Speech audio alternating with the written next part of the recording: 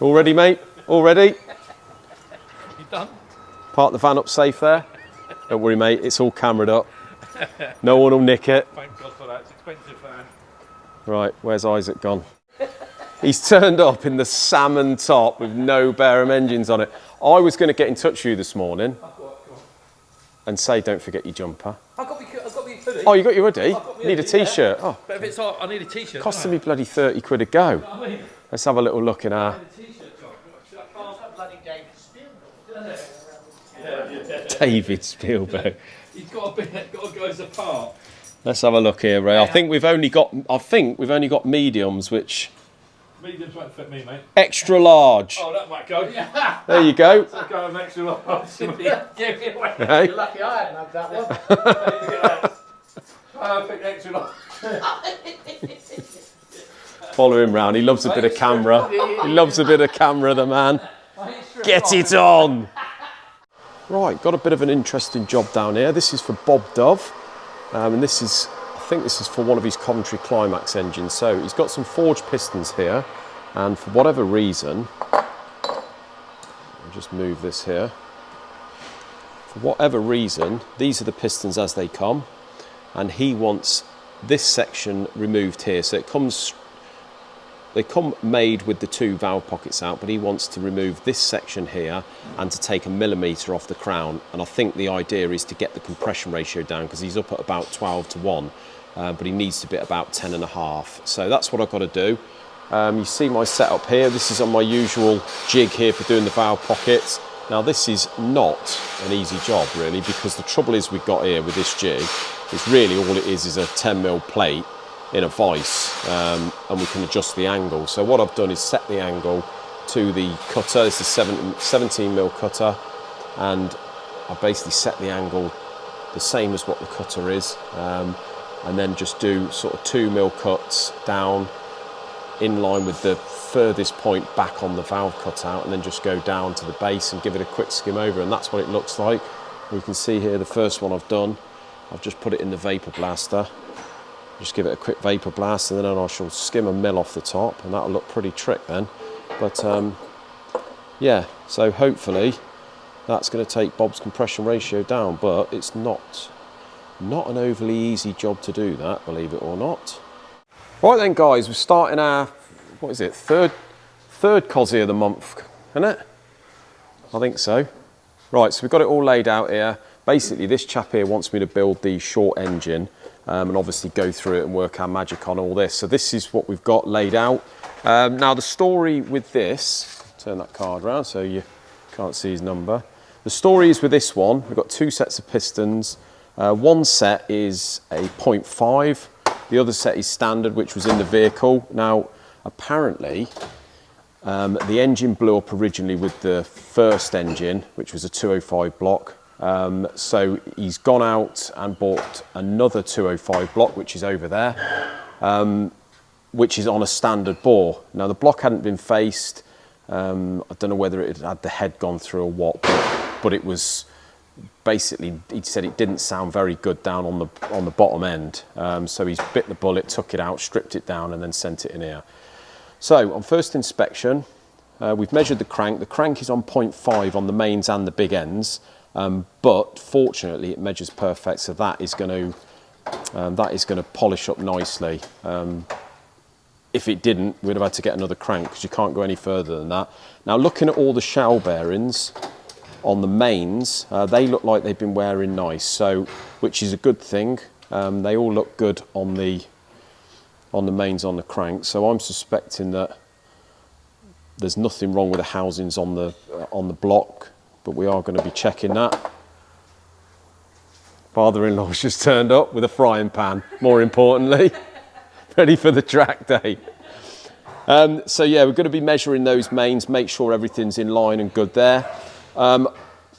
Looking at the rod bearings, now we know that the big end journals on the crank measure okay, but we've got some very strange wear on the big end bearings. So I'm suspecting we've got the usual story of these rod housings don't measure what they should do and need sizing.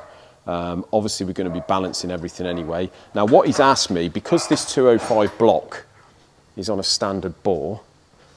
He's asked me, although they look good, we're obviously not going to, we wouldn't build it like that, we're going to bore it, but he said, would it be possible to use his 0.5 pistons out of his old block, and because they've only done about 1,000 or 2 miles or something like that, would we be able to use them with new rings and bore it with those pistons? I said, I will, providing that they measure perfect and the ring lands are perfect, and obviously the gudgeon pins are all good. So what I've done is I've blasted one of them, and unfortunately, you can see there around the top of between the face of the piston and the ring land, it's all corroded there. So I don't know whether that's just water ingress that's sat around there and corroded it, but obviously I can't use that, no chance. And obviously there, it looks like it's picked up. So I suspect this has started to sort of heat seize there. Look, could be a bit of detonation, don't know, but we're not going to be using them certainly. So it's going to be new 0.5 pistons, bore the block, obviously face the block.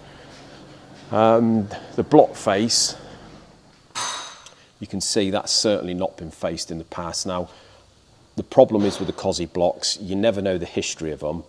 You don't know whether they've been running big boosts. The more big boosts they've been running in the past, what tends to happen is they pull up around these head bolt threads. So usually what I do is give them a 2 thou lick over, and you'll see where it cleans around here first. And depending on how much you have to take off, depends on how much they pulled up. But what happens eventually, although this one looks good, what happens eventually, it can crack straight into the water jacket from the bolt hole. So on a 205 block, that's scrap because you can't long stud it. But on the 200 blocks, that's why we long stud it. It's usually one of the centre 6. We don't normally long stud the outer 4 unless the customer specifies for it, or we're going to be running serious power. So yeah, that block so far is looking good to service, which we're going to do.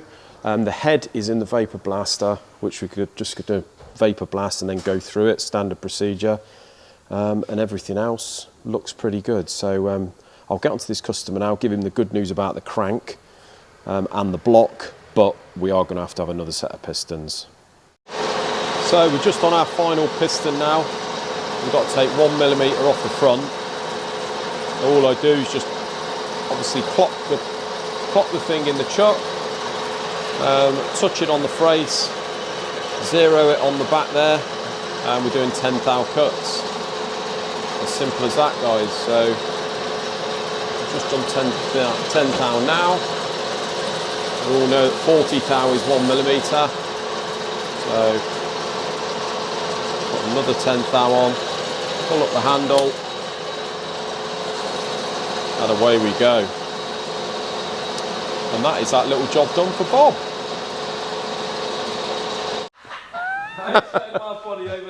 Quarter to 3, I think that's late enough. I think we ought to get off. I think we ought to get off now, 2:45. We've got to go and have a look for some mobile homes, but we'll explain why when we get there. Right guys, so we're on the way to Castle Combe and we've just stopped off at Southwest Motorhomes. Ray has been looking for a motorhome for a while now, and obviously incorporated with us doing the track days, and obviously next year we want to do some shows and, you know, go to Goodwood and all the rest of it, and we're just having a little look really.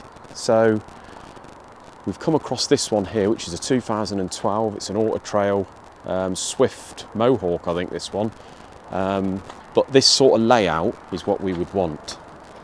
So if we have a little look in here, you've got a perfect little garage, which is obviously, you put your gazebo and all your car bits in there, absolutely wonderful. And if we just hop inside, this is the sort of layout we've been looking at. So obviously we could use this, you know, Ray and I used to have a caravan together, so